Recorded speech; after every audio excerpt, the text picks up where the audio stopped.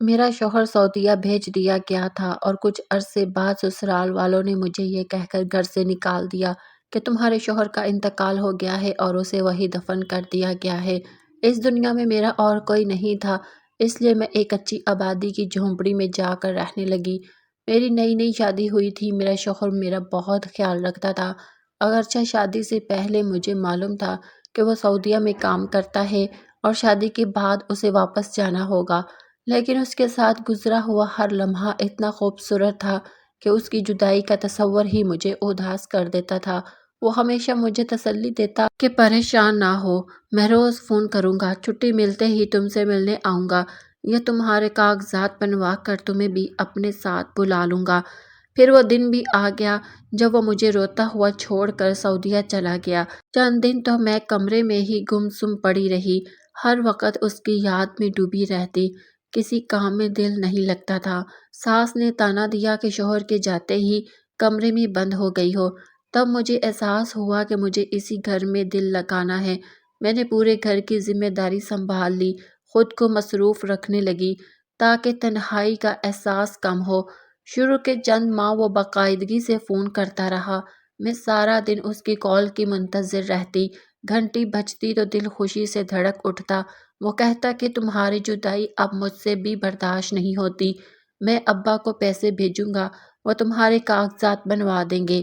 یہ سن کر میں خوش ہو جاتی، مگر آہستہ آہستہ سسرال والوں کا رویہ بدلنے لگا۔ ساس بات بات پر غصہ کرنے لگی، نندیں طعنے دینے لگی، میں خاموش رہتی کیونکہ میرا کوئی اپنا نہ تھا۔ ایک شام سب نے مجھے کمرے میں بلایا، نہ جانے کیوں دل میں خوف سا پیدا ہوا۔ انہوں نے بتایا کہ تمہارے شوہر کا سعودیہ میں انتقال ہو گیا ہے اور اسے وہیں دفن کر دیا گیا ہے۔ یہ سن کر میں ساکت رہ گئی، ابھی تو کل رات ہی اس سے بات ہوئی تھی، مگر ان کے چہروں پر نہ کوئی غم تھا نہ آنسو۔ اس سے پہلے کہ میں کچھ کہتی، سسر نے سخت لہجے میں کہا کہ اب ہمارا تم سے کوئی تعلق نہیں، تم یہاں سے چلی جاؤ۔ شام ہوتے ہی نندوں نے میرے کپڑے ایک پرانی بوری میں ڈالے اور مجھے دروازے سے باہر نکال دیا۔ میں روتی رہی، گڑ گڑاتی رہی، ان کے پاؤں پکڑے، مگر کسی نے رحم نہ کیا۔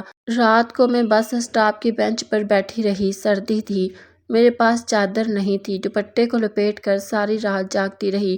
چند دن مساجد کے باہر بیٹھی رہتی، کبھی کسی سے پانی مانگ لیتی، بھوک سے آنکھوں کے آگے اندھیرا چھا جاتا۔ ایک بوڑھی عورت مجھے اپنے ساتھ کچی آبادی لے گئی، مٹی کی دیواروں اور ٹین کی چھتوں والی جھونپڑیاں تھیں، گندے نالے بہہ رہے تھے، مگر میرے لیے وہی جگہ جنت جیسی تھی۔ میں نے لوگوں کے گھروں میں برتن دھونے اور صفائی کا کام شروع کر دیا، کئی بار مزدوری نہ ملتی تو بھوکی سو جاتی۔ دیکھتے ہی دیکھتے 6 سال گزر گئے۔ ایک دن مجھے تیز بخار ہو گیا، میں جھونپڑی کے باہر چارپائی پر لیٹی تھی، نہ دوا تھی نہ تیمارداری۔ میں نے آسمان کی طرف دیکھ کر کہا، اگر یہی زندگی ہے تو مجھے اٹھا لے۔ اسی دن ایک صاف ستھری گاڑی آ کر رکی، ایک امیر آدمی اپنی بیوی کے ساتھ اترا، وہ صدقہ تقسیم کر رہے تھے۔ جب وہ میری جھونپڑی کے سامنے رکے اور اس آدمی کی نظر مجھ پر پڑی تو میرا دل رک سا گیا۔ میں نے غور سے دیکھا، وہ میرا شوہر تھا، وہی آنکھیں، وہی پیشانی۔ مجھے لگا شاید بخار میں وہم ہو رہا ہے کیونکہ اس کی موت کو 6 سال ہو چکے تھے، مگر یہ حقیقت تھی۔ ماجد مجھے دیکھ کر زاروں قطار رونے لگا۔ میں نے کمزور آواز میں کہا کہ آپ کے گھر والوں نے بتایا تھا کہ آپ کا انتقال ہو گیا ہے اور مجھے گھر سے نکال دیا۔ ماجد نے گہری سانس لے کر کہا کہ میرے گھر والوں نے مجھے بتایا تھا کہ تم مر گئی ہو اور تمہیں دفن کر دیا گیا ہے۔ میں ٹوٹ گیا تھا، واپس آنا چاہتا تھا، مگر انہوں نے کہا کہ اب آنے کا کوئی فائدہ نہیں۔ 1 سال تک تمہاری یاد میں روتا رہا، پھر گھر والوں نے مجھے سمجھایا کہ زندگی کسی کے لیے نہیں رکتی۔ اسی دوران مرینا میری زندگی میں آئی۔ اس کا شوہر فوت ہو چکا تھا اور وہ بھی اکیلی تھی۔ میں نے اسے صاف صاف کہہ دیا کہ میں دل سے اپنی پہلی بیوی کو نہیں نکال سکتا۔ اس نے جواب دیا کہ اسے بھی صرف عزت اور سہارا چاہیے، چنانچہ ہم نے سادگی سے نکاح کر لیا۔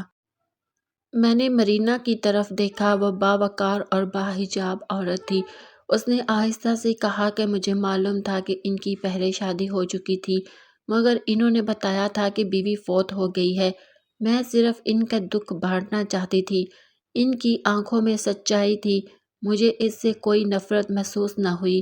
ماجد نے کہا کہ اگر مجھے ذرا سا بھی شک ہوتا کہ تم زندہ ہو تو میں زمین آسمان ایک کر دیتا۔ مجھے معلوم ہی نہیں تھا کہ انہوں نے تمہیں گھر سے نکال دیا ہے۔ میں ان سے اس کا حساب لوں گا۔ پھر وہ مجھے ڈاکٹر کے پاس لے گیا اور وہاں سے سیدھا اپنے گھر پہنچا۔ دروازہ کھلا تو ساس سسر کے چہروں کا رنگ اڑ گیا۔ ماجد نے بلند آواز میں کہا، آپ لوگوں نے مجھ سے جھوٹ بولا کہ میری بیوی مر گئی ہے۔ پہلے وہ انکار کرتے رہے، پھر بہانے بنانے لگے۔ آخر کار سسر نے کہا کہ ہمیں ڈر تھا کہ تم اپنی بیوی کو سعودیہ بلا لوگے اور ہمیں بھول جاؤ گے، اسی خوف میں ہم نے یہ سب کیا۔ یہ سن کر ماجد ٹوٹ گیا۔ اس نے کہا، میں نے کب فرائض میں کوتاہی کی تھی؟ میں سب کا خیال رکھتا تھا، مگر آپ لوگوں نے میری زندگی برباد کر دی۔ پھر اس نے کہا کہ میں خرچ بیچتا رہوں گا، مگر اب اس گھر میں نہیں رہوں گا۔ میں اپنی دونوں بیویوں کے ساتھ الگ رہوں گا۔ چنانچہ اس نے کرائے کا گھر لے لیا اور ہم تینوں وہاں رہنے لگے۔ مرینا نے میرا بہت خیال رکھا، وقت پر دعا دیتی، کھانا بناتی۔ آہستہ آہستہ میری صحت بہتر ہونے لگی۔ 1 سال کے اندر اللہ نے مجھے اولاد کی نعمت عطا کی۔